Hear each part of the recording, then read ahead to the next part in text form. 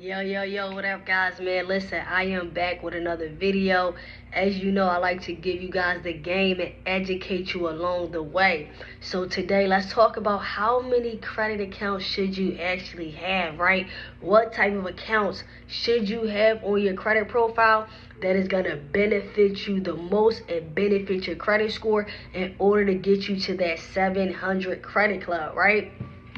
Now, first, let's talk about credit cards. Now, this is a very highly debated topic within the credit industry. And I will say there's not a one size fit all when it comes to your credit and how much you should have because everybody's financial situation is different, right? Everybody's financial situation is different. However, it is recommended for you to have at least 2 to 3 credit cards reporting open on your credit profile, right? Now, a lot of times the credit limits may vary, how much you have available in credit, right? Your credit limits, how long you've had your cards open, and what type of credit card you are actually choosing to get. Like I tell you guys all the time in additional videos, is not necessarily about how much credit cards you have, but how you are managing and maintaining the current credit cards you have because that directly impacts your credit score, right? For example, you can have a credit card with $1,000 limit. You spend $900. Now you are potentially maxing out or close to maxing out your credit cards, which will actually damage your score. Now, one thing about having too many credit cards is that it is hard to manage. It's hard to keep up with the monthly payments. It's hard to keep up with the interest rates. It's hard to keep up with knowing exactly who you owe your payment due date. Why are these things important? It's important because how much utilization we are using on our credit, right? Meaning how much money we spent versus how much money is available to us. Our payment due date, making sure that we are paying on time, making sure we are paying on time, guys, in order to avoid collections, in order to avoid charge-offs, in order to avoid late payments and things of that nature. So it is super important for us to be able to manage the credit that we do have.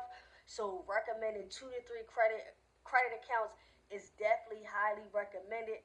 Not saying that you cannot have more than that, but just make sure that whatever that number is and whatever you're comfortable with, that you are able to responsibly pay that balance back. Now, I've talked about this in another video.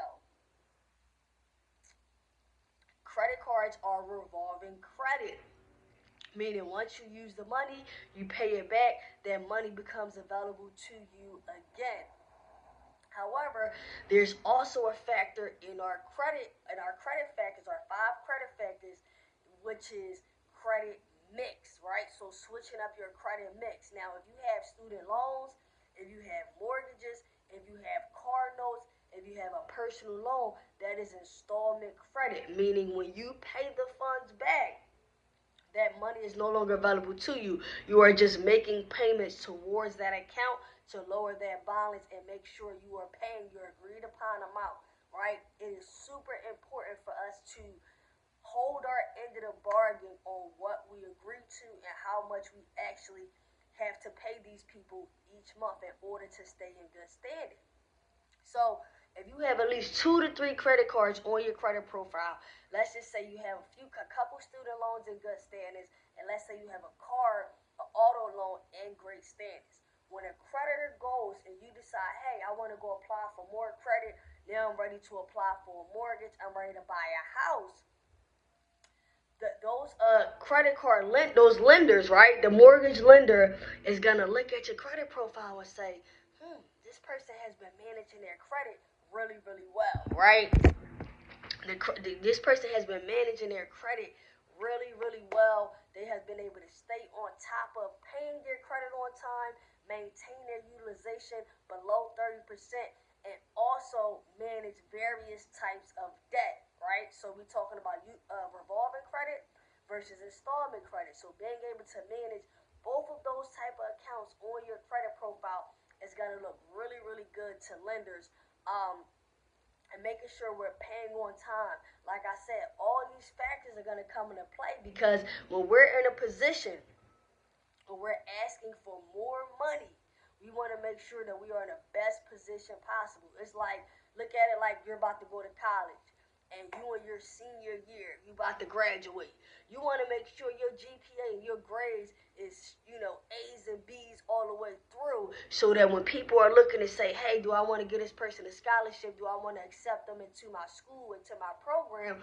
That everything looks really, really good on paper. And it's the same thing with credit. When we are looking to get approved, especially for higher limits, right? When you're looking to get a car loan for 20, 30, 40,000, when you're looking to get a mortgage for 100,000, lenders are looking to see that you have performed well with your credit. You were able to manage different type of credit, and you're staying on top of things, and also making sure that you can actually afford that new loan. So with credit cards in particular, man, having 2 to 3 accounts are amazing.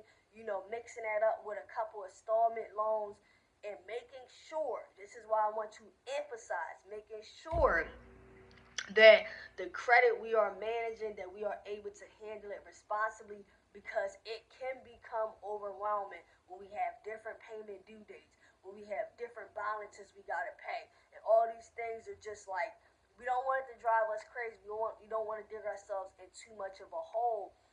We want to make sure we are managing those things well and doing the right things with our credit, man. So if you're in a position where, let's say you got your first credit card already, right? You got one car, you in the game, you on your journey, and now you are looking to get a second credit card. Just like I told you guys, man, you can go check out some of my other videos. Always pay attention to the terms and the conditions, right?